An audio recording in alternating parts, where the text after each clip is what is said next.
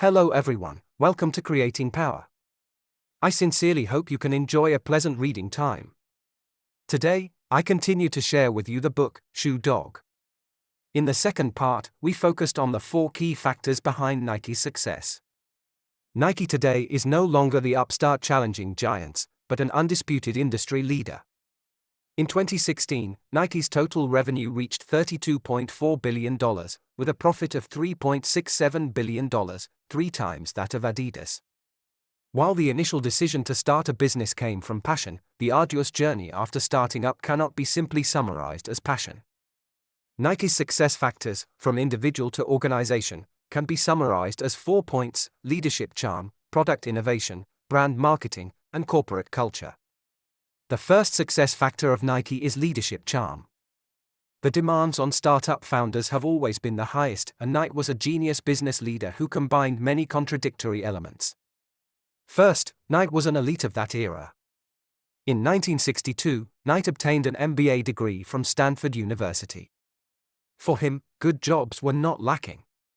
He had worked as an accountant at PricewaterhouseCoopers and as an assistant professor at Portland State University.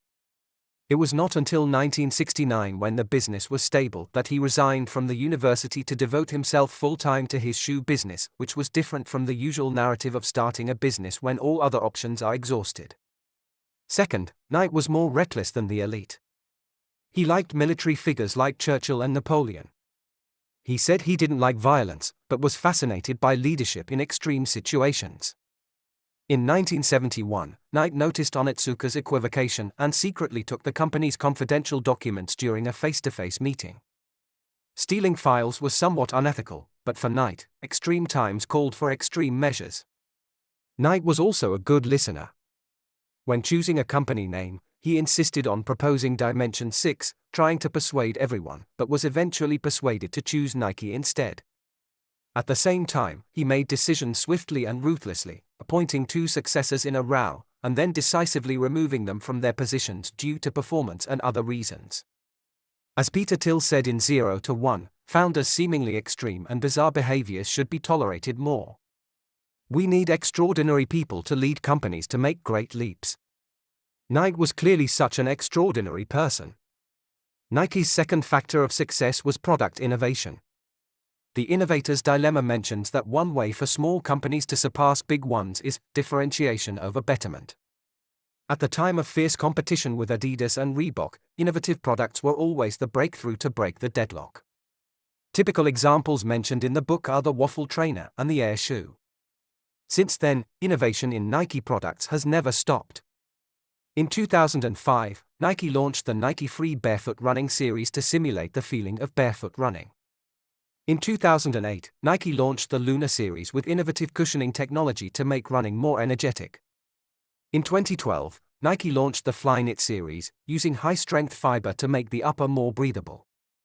Nike led through product innovation and continued to maintain its number 1 position through product innovation. The third factor of success is brand marketing. In terms of brand marketing, Nike's most classic big move was signing Michael Jordan and launching independent brands like Air Jordan. Air Jordan, when translated directly into Chinese, means flying man. Jordan brand has always developed independently as a subgroup of Nike, holding about 10% of the US athletic footwear market share in 2016, while Nike's own brand accounted for about 40% and Adidas only had 6%.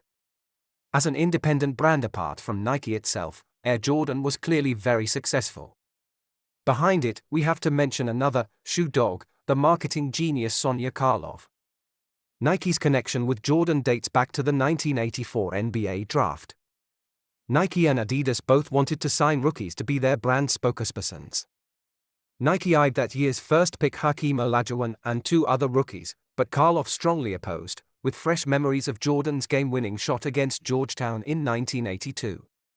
She determined at first sight that Jordan was the one she was looking for, insisting against the company's proposed 3 rookies and demanding that the entire budget be pressed on Jordan alone. At that time, Adidas had also approached Jordan. In Jordan's heart, he preferred Adidas shoes more. To sign Jordan, Karlov promised to name the new basketball shoe after him. This locked Jordan in. It's worth noting that in 1984, Jordan was still just a rising star. Even the designer of the first Jordan shoe had never heard his name before. The bet Karlov placed on Jordan was unprecedented. But obviously Karlov made the right bet. The first Air Jordan shoe was launched in 1985 and sold $100 million worth in the first year alone, higher than Nike's other incomes at the time. After that, Jordan began breaking NBA records frequently, and the shine of the basketball god became more and more dazzling. His legendary experience made the Jordan brand, and also made Nike. Karlov was also good at using innovative marketing tactics to expose more young kids to Nike and make them love the brand. Her method was to establish the famous ABCD training camp, gathering all the high school basketball prodigies together and inviting the best coaches to provide training for them. Throughout the training, Nike provided shoes and apparel, allowing these young basketball players to get in touch with the Nike brand before entering college. By organizing this training camp, Karlov obtained high authorization and funding support from Nike's top management, and the actual effect was very successful.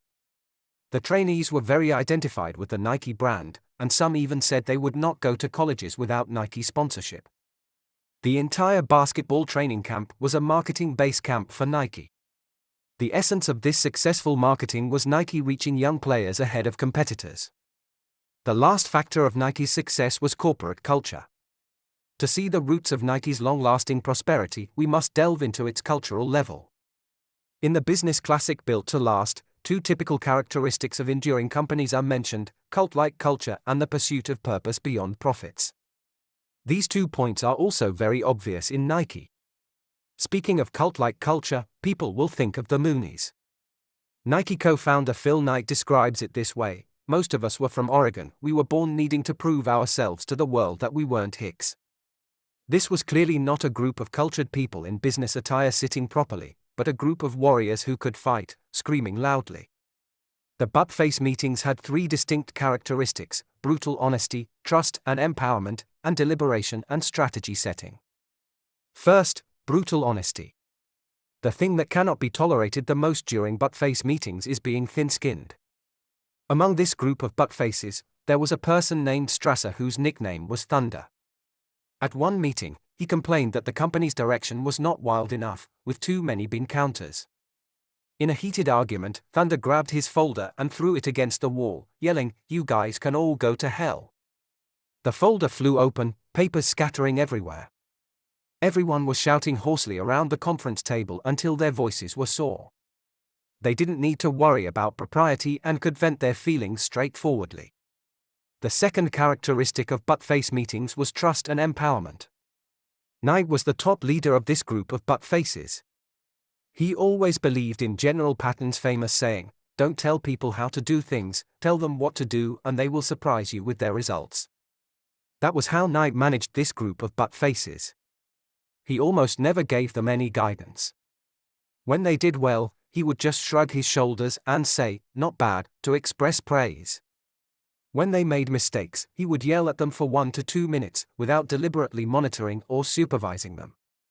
He fully trusted and empowered his subordinates, allowing them to surprise Nike. The third characteristic of butt-face meetings was deliberation and strategy setting. The main purpose of butt-face meetings was to solve company problems. From going public to determining the logo, everything would be fully discussed and expressed at the meetings, although seemingly chaotic shouting and scolding. But after each meeting, they would meticulously record all the ideas, plans and opinions from the meeting and execute them. That was the real value of butt-face meetings. The butt-face meetings were a microcosm of Nike's management culture, allowing Nike to avoid the bureaucracy of large companies while still maintaining vitality and fighting spirit. In addition to the cult-like culture, Nike also had a major characteristic: the promotion of the spirit of sports, a pursuit of sports that transcended business interests and was almost obsessive. Knight himself was a track and field athlete in college, and Bowerman was an Olympic coach. For them, sports was no longer just business, but a spiritual belief. Nike has always had the tradition of naming buildings after athletes. In the US headquarters, there is the Michael Jordan Building, and in China, the Li Na Building and Liu Xiong Building. Nike's sports culture was embodied most clearly in Liu Xiong. On April 7, 2015 at 5 p.m., Liu Xiong officially announced his retirement. In his statement, the only sponsor mentioned was Nike. When Nike first signed Liu Xiong in 2002, Liu became famous overnight at the 2004 Athens Olympics, and the brands that came to him for endorsements reached 14 at one point. By the 2008 Beijing Olympics, when Liu withdrew from the Games, only 4 brands remained. Nike stood by Liu at that time and issued a catchphrase in response to the withdrawal: "Love the pain, love the sports, even if he has broken your heart."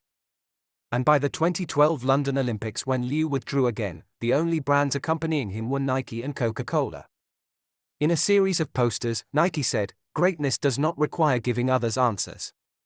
Who dares to stake all dignity? Who dares to start over from the peak, even if it gains nothing? Who dares to charge ahead? Who dares to fall? That is greatness." This poster brought many to tears. Who hasn't failed before? Who would stay by your side at the peak? Nike was like a good brother, seeing you through glory and sunset. For the brand, choosing Liu Xiong at the peak was about money, but not abandoning Liu in the lows required faith. Nike had such sports beliefs and cult-like organizational style, along with the spirit of sports, which together forged Nike's corporate culture. Finally, let's summarize the content of the book Shoe Dog. It consists of 2 parts: the entrepreneurial story and entrepreneurial experience.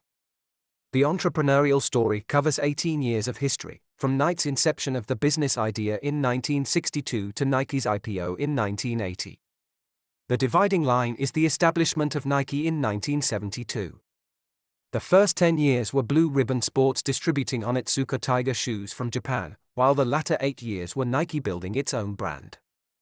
The shoe dogs mentioned in the book refer to a group of people who loved shoes and were passionate about shoe design, with typical representatives being Bill Bowerman, who invented the waffle trainer, and sales genius Johnson, who kept writing letters.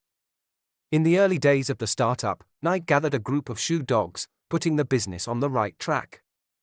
After that, through continuous product innovation, Nike launched innovative products like the waffle trainer and the Air shoe, which allowed it to surpass Adidas and Reebok in the 1980s and 1990s respectively, eventually becoming the undisputed industry leader.